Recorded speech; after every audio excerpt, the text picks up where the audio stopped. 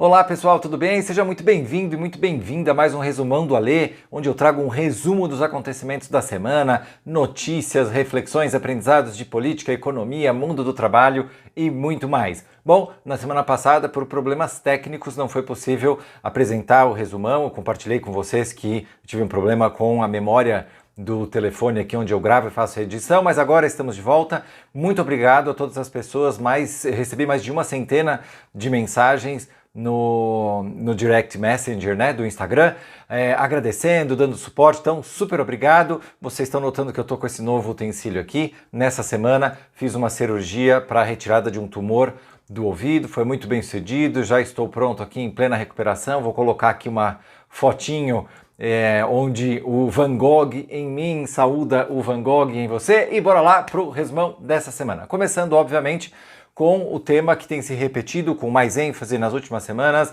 o nosso Big Brother Brasil CPI da Covid, que a gente fica esperando se vai ter eliminação, se não vai ter, se vai mudar a regra, se não vai, quem são os participantes e os convidados. Nas últimas 2 semanas a gente teve, eu vou pegar um pouquinho do resumão da semana passada, tá bom? A gente teve a presença do ex-ministro Pazuello, que era alguém muito esperado, que tinha conseguido um habeas corpus para não falar, ele poderia ficar em silêncio se as suas respostas pudessem colocá-lo em risco e tal, e eu preciso tirar o chapéu aqui, se eu pudesse usar um chapéu, eu quero dizer que ele foi muito corajoso, porque ele não utilizou isso, ele não ficou em silêncio, ele foi e fez as declarações mentirosas, mas ele fez.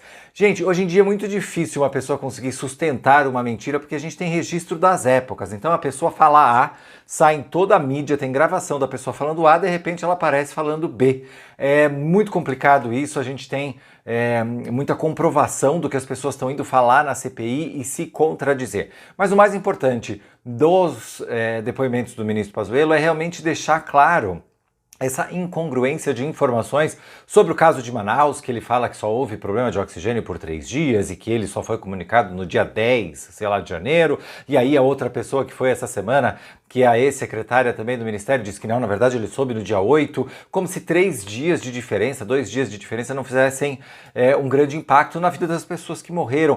Realmente me parece que as pessoas que estão indo depor na CPI, elas não têm consciência de qual é a discussão central. Não é só sobre o impeachment de um presidente ou sobre crimes de responsabilidade, é sobre a vida e morte de pessoas. Quando eles sentam-se naquela cadeira e vão expor a sua verdade alternativa, eles realmente esquecem que a gente está chegando na marca de quase 500 mil mortes por Covid. Nessa semana a gente teve o Dimas Covas, que foi lá falar sobre a questão das ofertas de vacina e deixou muito claro, expressamente claro, que houve a oferta de pelo menos 60 milhões de doses de vacinas que poderiam ter sido entregues até dezembro de 2020. Então, se a gente somar as declarações do Dimas com as declarações do gerente-geral da Pfizer, a gente enxerga claramente a imagem de que o Brasil, com uma gestão competente e séria, o Brasil prestando atenção e levando a sério Covid, não dizendo que era gripezinha, que não precisa de máscara e disso histórico de atleta, teria condições, teria disponibilidade de pelo menos 100 milhões de doses de vacina no ano 2020. Então é importante que a gente continue sim acompanhando. Estamos com atrasos de vacina, nas últimas semanas tivemos exemplos horrorosos do comportamento humano. Existe uma frase que está em uma música, é um ditado, mas está numa música de Bezerra da Silva, que diz: farinha pouca, meu pirão primeiro. E é exatamente isso que a gente tem visto nas últimas semanas, quando grandes capitais começaram a aceitar que as pessoas com comorbidades fossem vacinadas antes, tivessem prioridade nas filas de idade.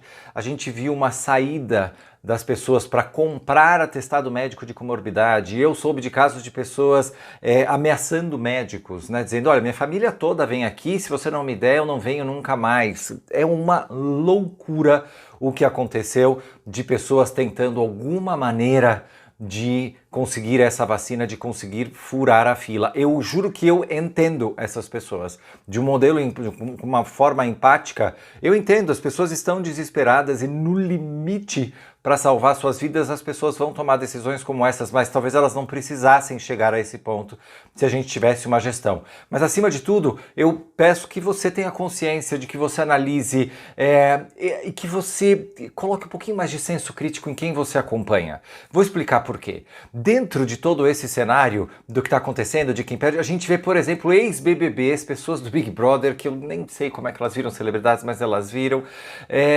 tomando vacina. Então, porque era educador físico, mas ele não trabalha com educação física. A outra que era, sei lá, de psicologia, mas não trabalha com isso. Ou seja, pessoas que, na verdade, tiveram uma formação em uma determinada área ou que tiveram um determinado tratamento de comorbidade que não se encaixa exatamente no que era a opção hoje da fila, mas que se encaixam lá dentro. E aí vira uma discussão se pode, se não pode. Gente, senso crítico. Saiu essa semana também um relatório dizendo que o Brasil é o país do mundo mais influenciado por influenciadores. E eu sei que a palavra fica um pouco, a frase fica redundante, mas é isso.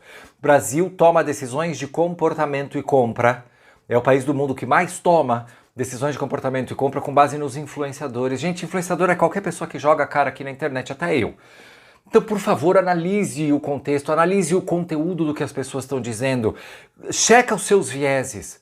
Porque eu tenho visto um monte de gente atacar, por exemplo, quem vai tomar vacina em outro país. Ah, Roberto Justus foi tomar vacina nos Estados Unidos, este bilionário desgraçado que come criancinhas e que acaba com todas as pessoas, explora o proletariado, ele é mau porque foi tomar vacina nos Estados Unidos. Mas a Anitta também foi. Ai, mas a Anitta é deusa, gente. A Anitta é maravilhosa. A Anitta aqui está mudando todo o comportamento das pessoas e percepção sobre a importância da mulher. Será? Qual é a diferença? Usou dinheiro, é multimilionária e foi igual. Cuidado com 2 pesos e 2 medidas. E que me leva também, falando de novo sobre esse jogo de influência, a quantidade de festas, jogadores de futebol, cantores de pagode em festas. Copacabana Plaza outro dia foi lá multado, essa semana de novo, outra grande festa com mais de 100 pessoas, multada com pessoas, influenciadores, que estavam lá também sem proteção. Essa semana também saiu uma nova acusação de assédio sexual do senhor Neymar, este atleta que vai lá e se falou que foi traído pela Nike, porque... E aí as pessoas falam, nossa, mas a acusação de 2016, como é que só agora 2021 tem algo errado? Cara, tava lá na Nike desde 2016 a acusação. A acusação foi feita na semana. A empresa é que sentou em cima do processo até hoje. Então, cuidado com 2 pesos e 2 medidas, porque tudo que a gente está discutindo sobre corrupção e tal, ele começa na sua ação, na minha ação também. A gente viu semana passada a Polícia Federal abrindo investigação contra o ministro do Meio Ambiente, Ricardo Salles, por corrupção, por facilitação de contrabando, o que é inimaginável. Falando de meio ambiente, mas acontece. Vimos essa semana o ex-ministro Pazuello em cima de um trio elétrico, fazendo campanha junto com o presidente Bolsonaro, e depois a declaração dele é que isso não era um ato político, porque é proibido para um militar na ativa participar de um ato político. Isso não era um ato político porque o presidente não tem partido. Pelo amor de Deus, jura que alguém acredita nesse discurso? O presidente não tem partido, mas ele é o candidato. É inaceitável como nós somos tratados como imbecis por influenciadores e por políticos, mas um pouco é culpa nossa. Então, bora subir esta barra. E enquanto a gente continua aqui brigando se tem vacina, se não tem vacina, se oferece, se fura fila, se quem tomou merecia tomar, não merecia, o resto do mundo moderno, rico, com qualidade de gestão, já está abrindo suas fronteiras. A União Europeia abre suas fronteiras para receber pessoas de outros países. Os Estados Unidos têm a estimativa de que em julho vai ter vacinado pelo menos 70% dos seus adultos. Hoje, já mais de 50% dos adultos dos Estados Unidos já estão completamente vacinados, e a gente está aqui, batendo um milkshake com um palito de dente.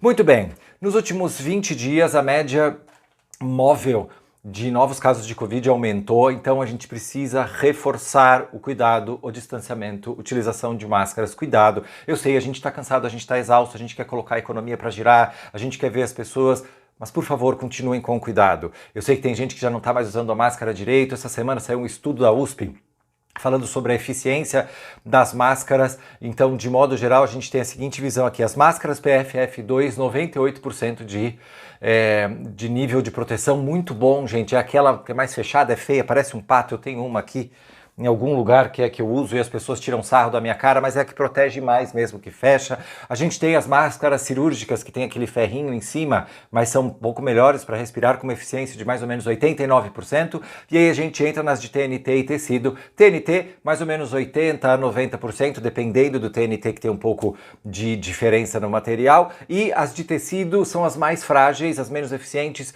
de 15% até 70%, numa média de 40%. Então, se você puder evitar de tecido, pelo amor de Deus, crochê não, tá? Porque se o seu ar passa, se o seu bafo passa também os vírus. Continue usando máscara, continue lavando as mãos, continue usando álcool.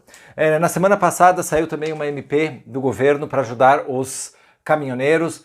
Muito positiva a SBP, se chama Gigantes do Asfalto, eu gostei do nome, que ajuda os caminhoneiros tanto na parte de documentação, como parte de liberação e regularização de carga, se houver algum problema durante o trajeto. Também facilita com que eles façam descontos de recebíveis, negociando com múltiplos bancos para conseguir ter melhores taxas. Esse é o tipo de ação e o tipo de discussão que a gente deveria estar tendo para recuperar a economia de verdade, para ajudar trabalhadores e trabalhadoras. Outro estudo muito interessante que saiu na semana passada foi um estudo da Organização Internacional do Trabalho e da Organização Mundial de Saúde sobre o peso da carga horária de trabalho na nossa saúde física. Então, segundo esse estudo, entre 2000 e 2016, morreram cerca de 750 mil pessoas de AVC, acidente vascular cerebral, popularmente chamado de derrame, ou de doenças cardíacas, por trabalharem demais, ou seja, por trabalharem demais, leia-se acima de 55 horas por semana.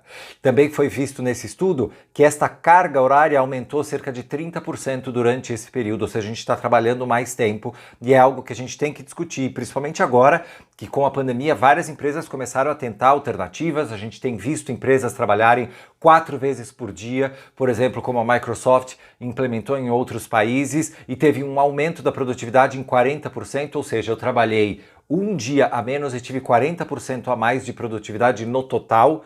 Essa é uma mensagem positiva que a gente tem que levar para as outras empresas, começar com essas experimentações, tirar dias de folga. Ontem foi um dia de folga para Johnson & Johnson do Brasil, parabéns pela iniciativa, era o dia de desacelerar, então todo mundo ganhou um dia livre. É o tipo de coisa que a gente deve fazer, porque ainda continuamos vendo notícias como essa aqui, ó. O excesso de trabalho começa a causar um burnout acelerado nas pessoas que trabalham na região de São Paulo, que é conhecido como Faria Lima. A gente até brinca que as pessoas são os Faria Limers ou Faria Limers, que são pessoas mais descoladas, mais moderninhas, que ganham mais do que a média. Existe um certo status em ser um Faria Limer. Trabalham muitos deles e muitas delas em bancos, trabalham muitas horas e ganham muito dinheiro. Esse é um mercado que tenta se regular um pouco nesse excesso de trabalho versus o excesso de dinheiro, que é o interesse de algumas pessoas, mas fato é que as pessoas chegam a trabalhar 18 horas por dia. E no começo do ano a gente teve uma ação de funcionários da Goldman Sachs pedindo para eles trabalharem no máximo 80 horas por semana, porque eles estavam trabalhando em média 90. Gente, 90 horas por semana de trabalho, 80 horas por semana por trabalho, é óbvio que isso não é aceitável. Então, se você trabalha em uma empresa que tem esse tipo de perfil, comenta aqui o que a gente pode fazer. A gente tem visto, principalmente grandes bancos, Goldman Sachs, JP Morgan, continua falando que, olha, setembro, outubro vai voltar tudo normal, as pessoas vão começar a voltar a trabalhar 15, 18 horas por dia.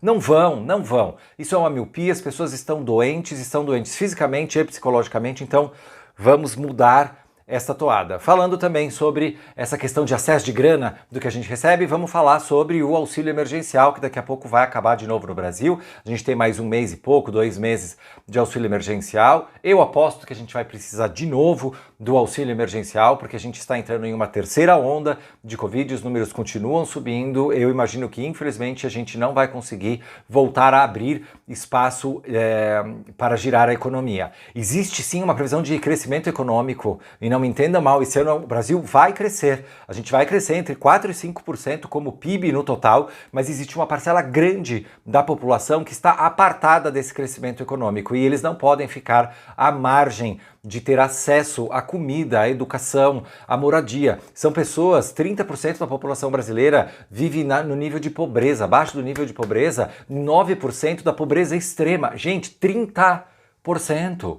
É muita coisa. Então, cuidado também com as nossas bolhas. Quando a gente discute o auxílio emergencial, a gente não está falando de luxo. As pessoas querem ganhar dinheiro sem trabalhar. A gente está falando de um mínimo nível de sobrevivência. Cuidado para não julgar o outro do seu lugar, porque o seu lugar não é exatamente o dele. Quando você vai calçar os sapatos dos outros com empatia, vai lá com o pé dele. Tá? Vai lá com o pé dela, não vai com o seu não, senão você não percebe a diferença. Outra notícia com relação ao crescimento, em 2020 a gente teve 3 milhões e 400 mil novas empresas abertas. É claro, existe um grande movimento de pessoas migrando de CLT para abrir novas empresas, então esse era o movimento esperado, não quer dizer que é crescimento de economia, também quer dizer que é uma troca do modelo de relacionamento e, como vocês já sabem, eu defendo essa livre negociação entre empregado e empregador, desde que os empregados e empregadas tenham um nível de consciência, de educação, de preparação para negociar, porque senão ele vai ser explorado, ela vai ser explorada sem saber. Fora isso, para quem tem este nível de consciência, de maturidade, de educação,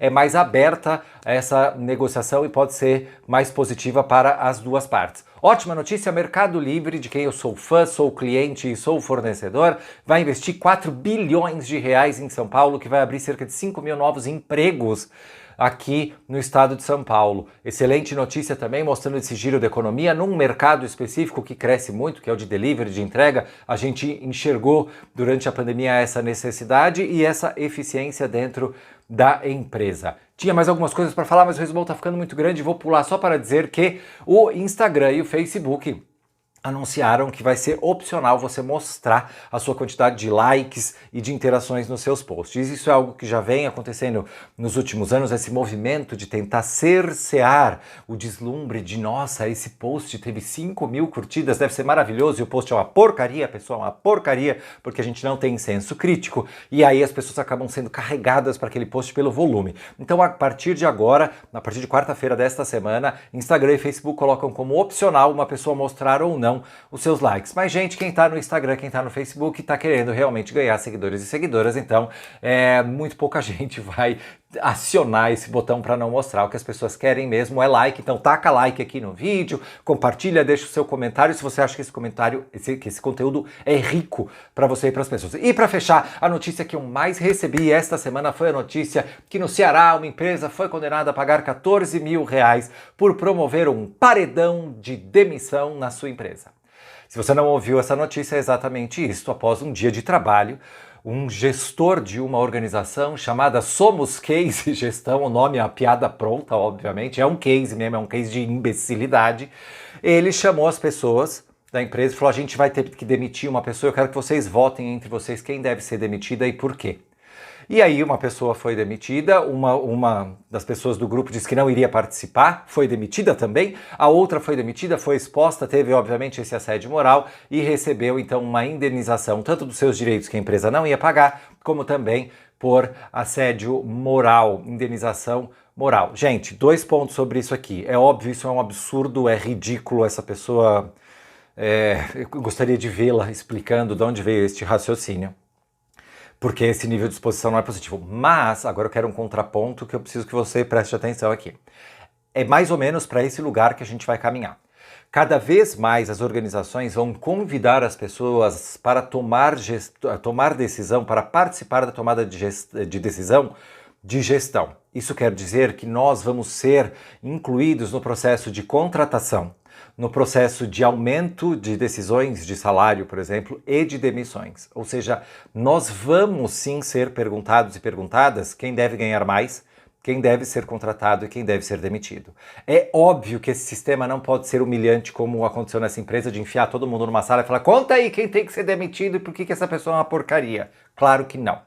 Mas existe aqui o convite para nossa conscientização, para o nosso amadurecimento de que às vezes a gente não quer tocar nesses assuntos porque ele é sensível.